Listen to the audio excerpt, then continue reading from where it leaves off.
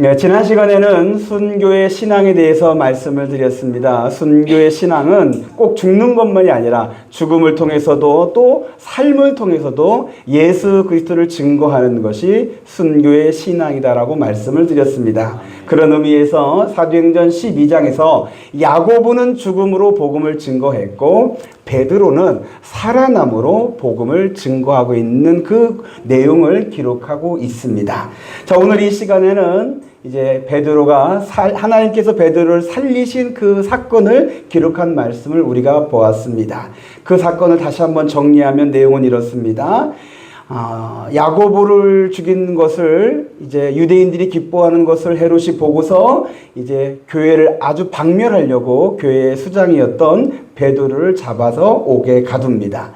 네, 이때가 마침 무교절이라고 했습니다. 무교절은 다른 말로 유월절과 같은 기간인데 그 근원은 출애굽기에 출애굽과 관련이 있습니다. 하나님께서 이스라엘 백성을 구원하신 날을 기념해서 이스라엘의 명절로 삼은 겁니다.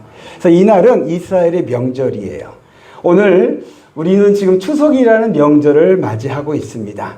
그래서 여러분, 이스라엘의 명절에 관련된 이 사건의 말씀이 오늘 추석 명절을 맞은 저와 여러분에게 명절 기간에 우리가 들어야 할 하나님의 말씀이 있는 줄 믿으시기를 바랍니다.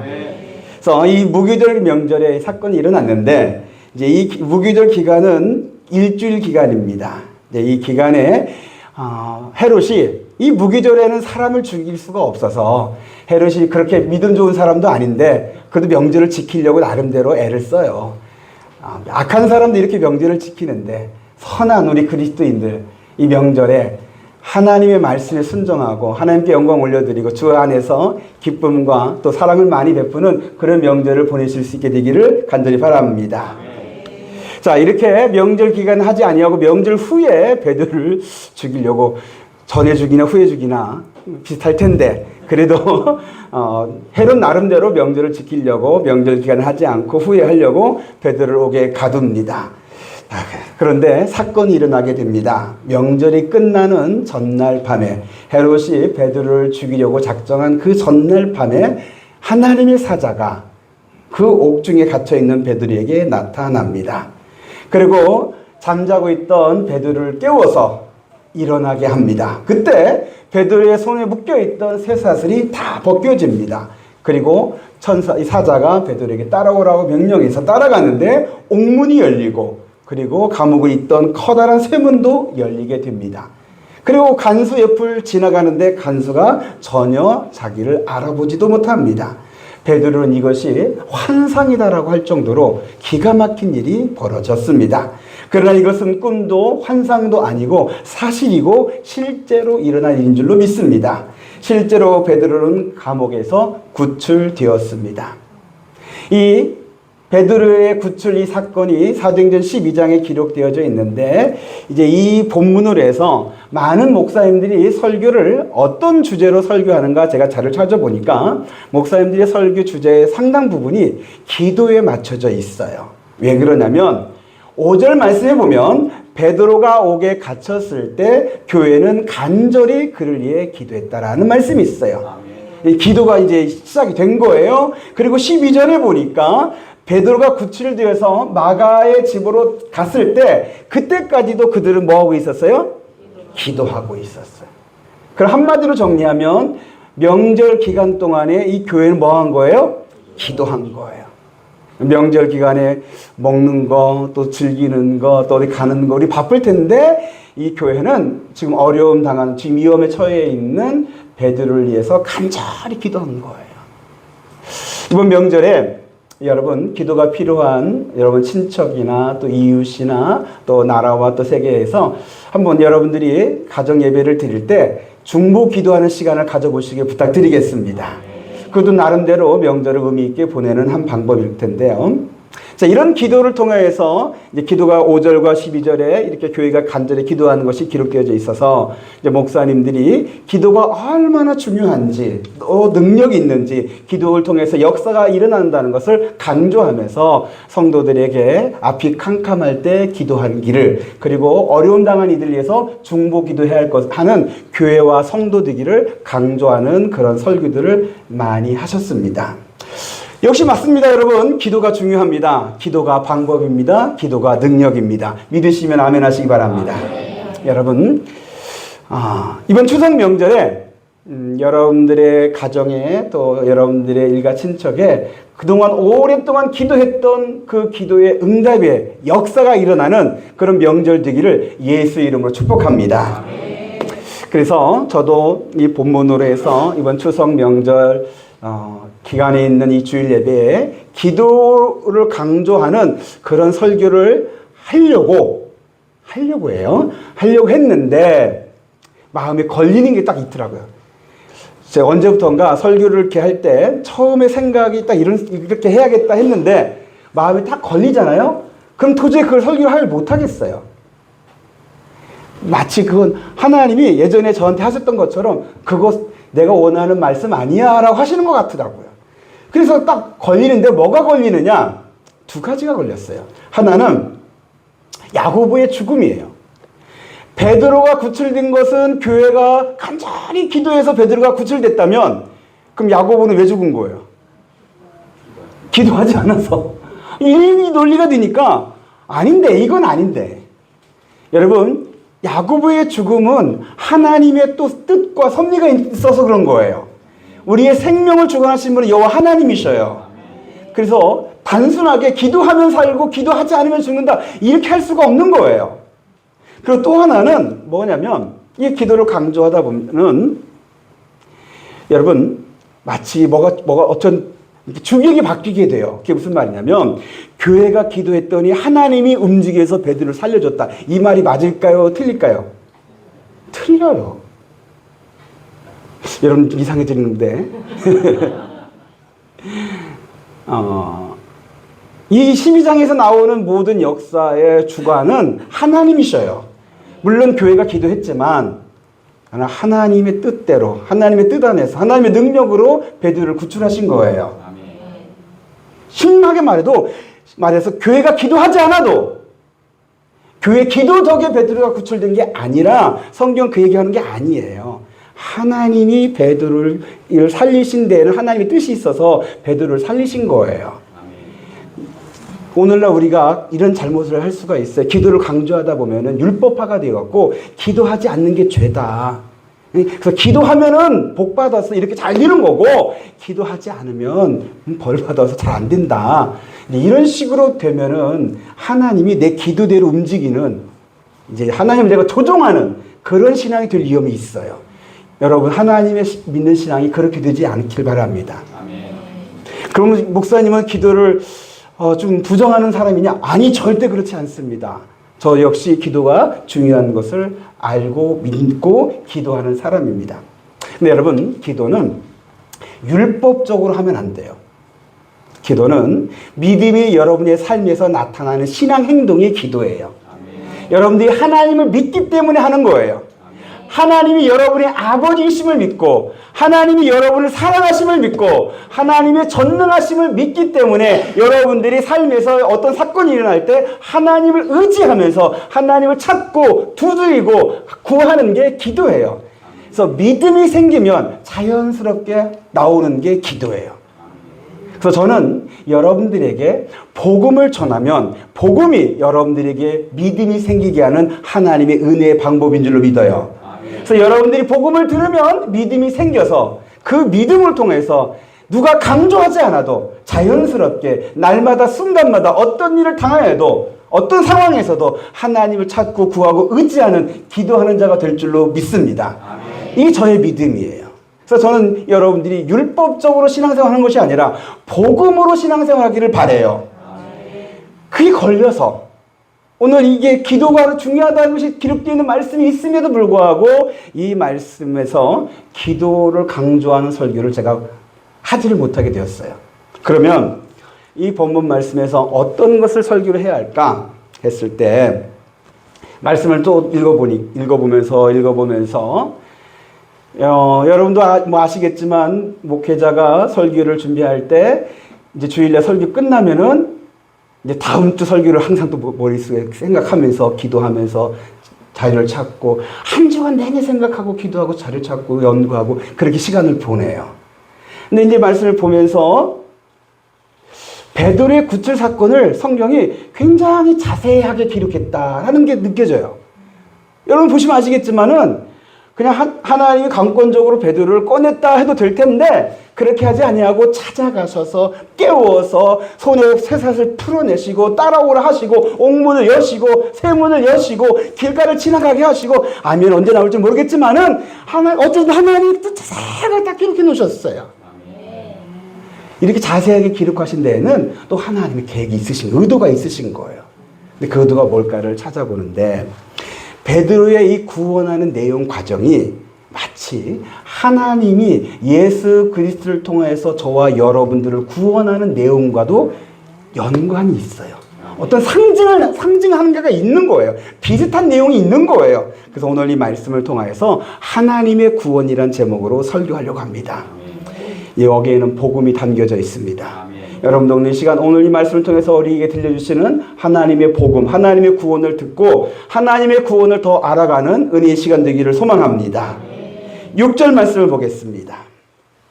6절 말씀이요. 시작. 헤롯이 잡아내려고 하는 그 전날 밤에 베드로가 두 군인 틈에서 두 쇠사슬에 매여 누워 자는데 파수꾼들이 문 밖에서 옥을 지키더니. 자, 베드로를 이제 옥에 잡아 누웠는데 그냥 감옥에만 넣은 게 아니고요. 쇠사슬로 묶어 두었습니다. 근데 여기 보니까 두 쇠사슬이라 그랬어요. 왜 두 쇠사슬일까? 하고서는 이제 주석을 찾아보니까 쇠사슬을 묶을 때 그냥 쇠사슬 동동 묶은 게 아니라 한 손을 묶어서 그리고 그 감옥 안에 간수가 같이 있어요. 감옥 안에 같이 있는 거예요. 그래서 그 간수의 다른 손에 베드로의 한 손을 묶어 두었어요. 그리고 또 한 손은 또 다른 간수의 손에 또 묶어둔 거예요. 쇠사슬로 하나는 한쪽 간수에게, 한 손은 또 다른 간수에게 묶어둔 거예요. 이게 두 쇠사슬이라는 거예요. 그러면 베드로를 지키는 간수가 또한 몇 명이냐? 감옥 안에서 같이 쇠사슬에 묶여있는 간수가 2명이고, 감옥 밖에서 문을 지키고 있는 간수가 2명이에요. 그리고 이 팀이 4명이 한 팀인데, 이 팀이 몇 팀이라고 했어요? 4팀. 4팀. 그럼 도와 몇 명이에요? 15명 아닙니다. 16명. 16명이 베드로를 지키고 있는 거예요. 24시간 내내 돌아가면서 감옥 안에서, 감옥 밖에서 이렇게 베드로를 꼼짝 못하도록 지키도록 있어요. 이렇게 한 이유가 있어요. 이전에 베드로가 한번 잡혔었는데 그때도 하나님이 베드로를 구출시킨 사건이 있었거든요. 이게 소문이 되어서 헤롯이 이걸 듣고 이번에는 절대 못 빠져나가도록 그냥 안과 밖을 완전히 봉쇄하고 쇠사슬로 그냥 꽉 묶어서 그냥 두 손만 묶고 그러면 그것도 이거 들고라도 갈 수 있으니 간수랑 완전히 엮어서 절대 못 빠져나가게 그렇게 하자라고 특별 조치를 내린 거예요. 완전히 이번에는 베드로가 감옥으로 밖으로 나가는 것은 불가능할 정도 보입니다. 그런데 여러분, 하나님의 구원은 이런 불가능한 것에서도 하나님의 구원이 일어납니다. 오늘 본문이 우리에게 증거해주는 첫 번째 복음의 메시지는 이겁니다. 불가능한 것에서 하나님이 구원하시는 거예요. 나 같은 죄인이, 이렇게 죄 많은 죄인이, 여러분도 스스로 여러분이 그런 죄인이라고 여러분들이 깨달으셨죠? 인정하셨었죠? 별로 안 하시는데, 나중에는 하실 거라고 더 믿고요. 나 같은 이런 죄인이 어떻게 하나님이 구원받아서 하나님의 자녀가 되고 천국 백성이 될 수 있을까? 아니면 나 말고, 저런 사람도 어떻게 구원받을 수가 있지? 하는 그런 상황이랄지라도 그런 불가능한 사람조차도 구원하시는 것이 하나님의 구원입니다. 세상에서 사람들이 구원하기 위해서 여러 가지의 제도들을 또 방법들을 도용했었습니다. 종교를 만들어서 또 아니면 유대교의 율법을 통해서 아니면 사람들이 지식을 모아서 과학이라는 것으로 또 철학이라는 것으로 아니면 돈으로 권력으로 구원해 보려고 노력했었습니다. 그러나 불가능했습니다. 그 어떤 세대에도 어떤 사람도 자기 자신을 구원할 수가 없습니다. 이 죄에서 구원하는 것은 불가능에 가깝습니다. 그런데 이 불가능한 상황에서 하나님이 하십니다. 하나님이 구원하십니다.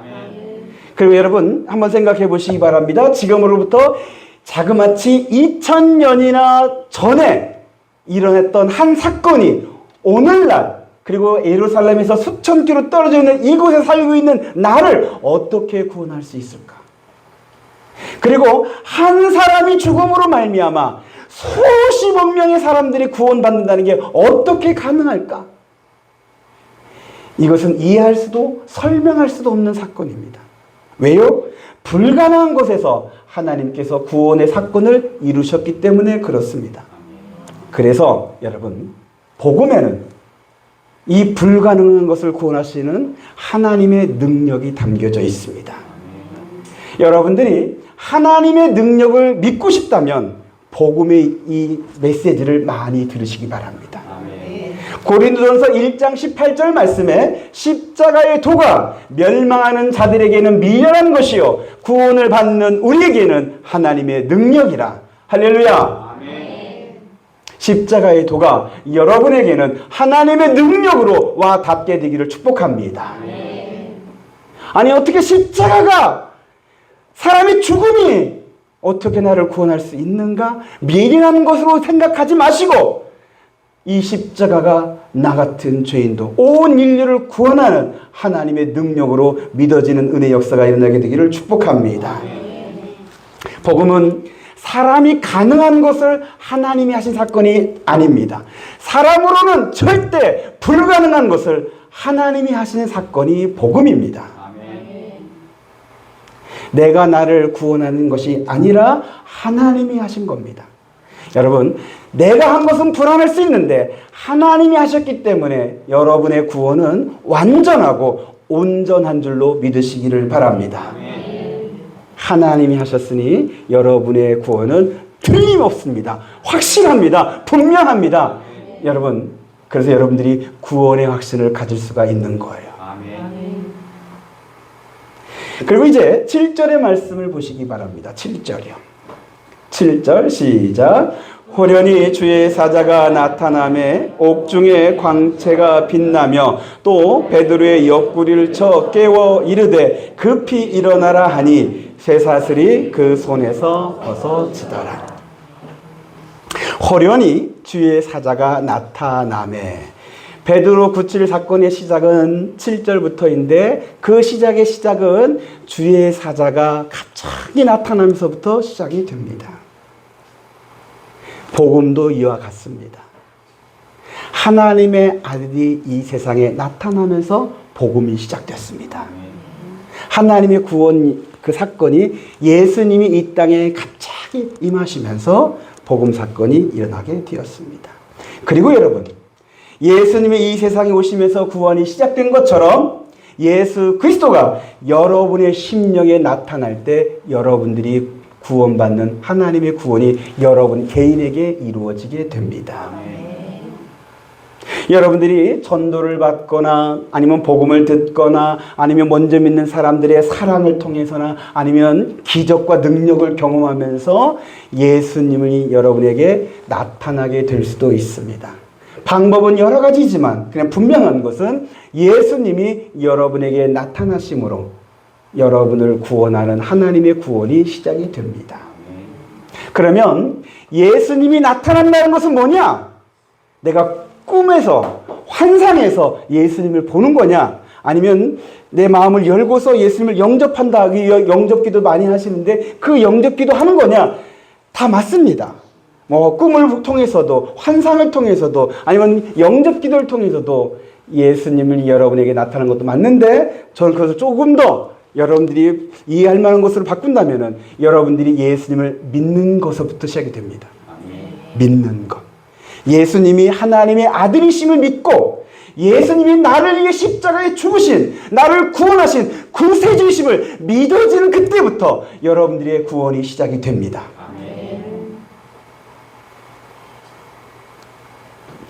이 믿음을 구원받을 만한 믿음이라고 그럽니다. 세상에도 여러 종류의 믿음들이 있지만 그 믿음과는 다른 예수님이 진짜로 하나님의 아들이시며 나의 구세주 그리스도이심을 믿어지는 이 구원받을 만한 믿음이 여러분 모두에게 이루어지기를 예수의 이름으로 축복합니다. 이 믿음이 생길 때, 예수님이 여러분의 심령에 나타날 때 하나님의 구원의 사건이 시작이 됩니다. 그리고 이제 감옥에 주의 사자가 나타나서 어떻게 했느냐면 깊은 잠에 자고 있는 베드로를 깨웁니다. 쇠사슬에 묶여서 자고 있는 이 베드로의 상태를 예수 믿기 전에 사람들의 영적 상태라고 할 수도 있습니다. 사람들이 사망의 감옥에 갇혀서 죄라는 쇠사슬로 마귀에게 묶여서 깊은 잠에 빠져 있는 것이 예수 믿기 전에 사람들의 영적 상태예요. 자기가 죽어서 사망에 이를 수도 있다는 것을 모르는 채 그냥 그대로 죄인으로 살아가고 있는 것. 이런 베드로가 잠자고 있는 모습, 이대로 내버려 두지 아니하시고 하나님께서 베드로를 깨우십니다. 주의 사자가 베드로의 옆구리를 쳐서 깨우셨어요. 근데 여러분 생각해 보십시오. 베드로를 옆구리를 치는데 어떻게 쳤을까요? 손으로 쳤을까요? 아니면 발로 쳤을까요? 제가 아무리 생각해봐도 손으로 치지 않으시고 발로 찼을 것 같은 생각이 드는 거예요. 왜냐면 베드로 누워있잖아요. 사자는 서있고. 그러니까 야 일어나! 이렇게 하지 않으셨을까요? 제가 왜 이 표현을 하냐면 여러분 이렇게 깨우는 하나님의 이 깨우는 거, 이걸 두드림이라고 해요. 일어나라고 하나님이 깨우시는 두드림. 손으로 깨우실 수도 있지만 때로는 아플 정도로, 눈에 눈물이 날 정도로 하나님이 발로써 나를 깨우시는 때가 있기도 해요. 내가 죄인이라는 걸 깨닫게 하도록, 죄의 깊은 잠에 빠져있는 나를 깨워서 회개시키는 거예요. 여러분, 주의 사자가 베드로를 구출할 때 베드로가 자고 있으니까 아유 너 자고 있구나 하고서 그냥 아예 들쳐업고 나가실 수 있지 않겠어요? 근데 그렇게 하지 않았어요. 깨웠어요. 마치 맞아요.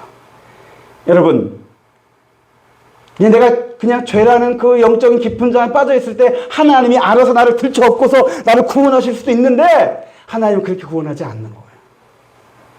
반드시 깨우셔요. 깨워서 구원하셔요. 깨우는 게 뭐냐? 회개예요. 내가 죄인임을 깨달아야 돼. 자기 죄를 인정해야 돼요. 그를 자백하고 고백하고 마음의 무릎을 꿇고 주께 용서를 구하며 이 죄에서 벗어나게 해달라고 간청하는 이 회개. 오늘날 우리 한국 기독교가 회개 없는 구원을 얘기하다 보니까 성도들이 교회는 열심히 다녔는데 여전히 죄 가운데 있어. 여전히 죄의 깊은 잠에 빠져 있어. 이것이 문제가 되는 사건들이 자꾸 발생하는 거예요. 그러니까 실상은 그렇지가 않아요. 하나님은 두드리셔서 발로 차서서 여러분들을 깨우시는 거예요. 하나님이 깨우시는데 아니 하나님은 아파요. 깨우지 마요. 그렇게 말씀하실 분 안 계시죠? 저희 집에는 있어요. 우리 딸들 깨울 때 제가 조금 세게 누르면 하면서 왜 그래 하면서 하는데 여러분들은 그렇게 하지 않기를 바랍니다.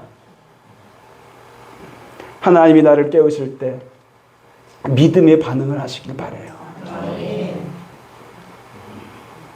정말 아프고 괴롭고 슬프고 고통스러운 그 사건이 하나님의 두루두리심이라고 느껴졌거든 무릎을 꿇고 회개하십시오. 아멘. 죄를 뉘우치고 자백하고 용서를 구하고 이 죄에서 벗어나게 해달라고 간절히 기도하십시오. 이것을 예전에 제가 몇 주 전에 생명 얻는 회개라고 말씀을 드렸습니다. 이 회개가 꼭 필요합니다. 하나님의 구원에는 생명 얻는 회개가 있어야 합니다.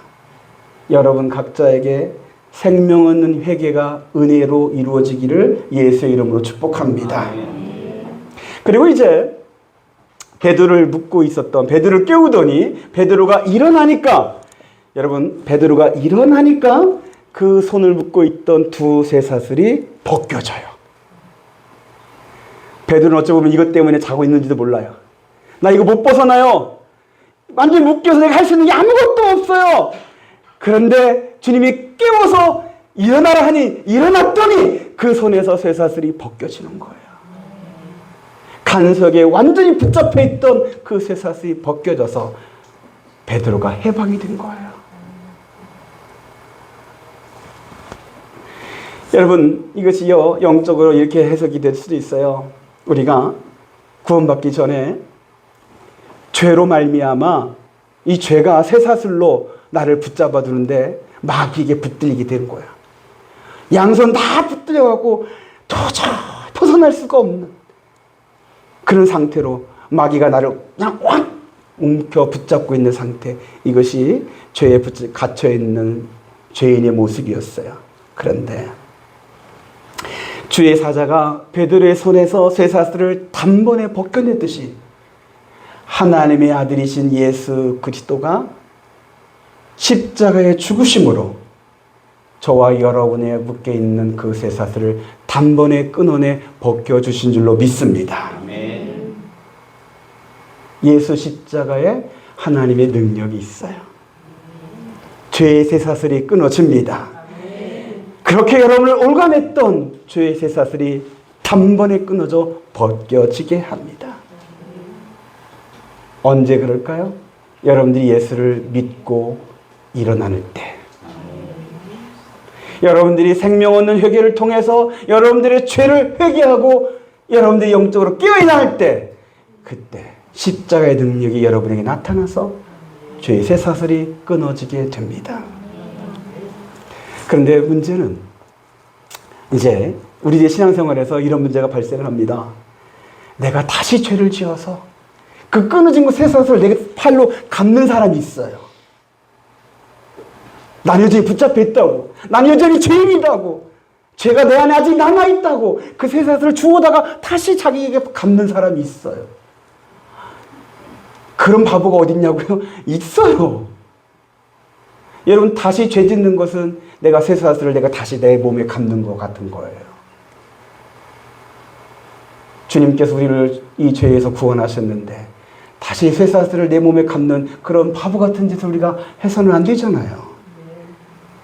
근데 아마 여러분도 그럴 거예요. 그게 안 돼요. 잘 안 돼요. 근데 여러분 우리가 이 죄에서 이길 수 있는 하나님의 능력이 복음 안에 있어요. 그 하나님의 능력이 뭐예요? 쇠사슬을 끊는 것이 십자가의 능력이었듯이 여러분들이 죄에서 이길 수 있는 게 바로 십자가의 능력이에요. 이게 무슨 말일까요? 이 말씀하고 마칠게요. 조금만 참고 좀 깨워주세요. 집중해 주세요. 결론입니다. 성도 여러분, 하나님께서 여러분들이 죄에서 다시 죄 가운데 빠져 살지 않도록 여러분에게 하나님의 능력을 주셨어요. 아멘. 그 능력이 바로 십자가인데 십자가는 내가 그리스도와 함께 죽는 거예요.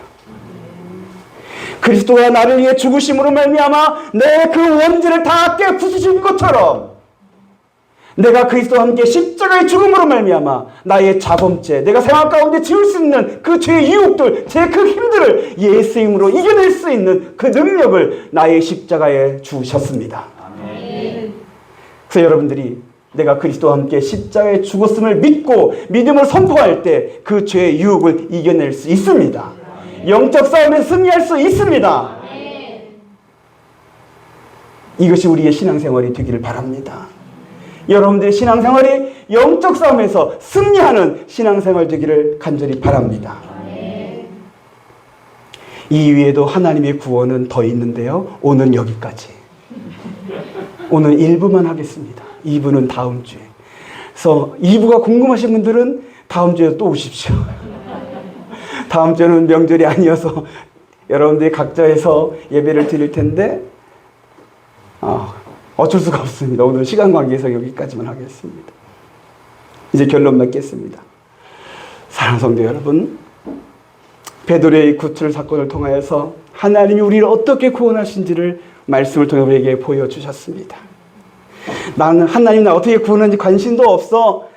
그냥 구원 알아서 하시겠지. 그렇게 생각하지 마시고 하나님이 나를 어떻게 구원하시는지, 이 구원의 상황에서 내가 반응해야 할 믿음의 반응이 무엇인지 여러분들이 제대로 아시고 이 구원을 다 받으시고 구원받은 자로서 하나님의 은혜로 하나님의 능력으로 해방된 자로서 이 자유를 누리고 하나님께 영광 올려드리는 우리 모두가 되시기를 간절히 바랍니다. 이번 추석 명절에 하나님의 구원이 여러분 가족에, 여러분 가족들에게 다 이루어지기를 우리 주 예수 그리스도 이름으로 축복합니다.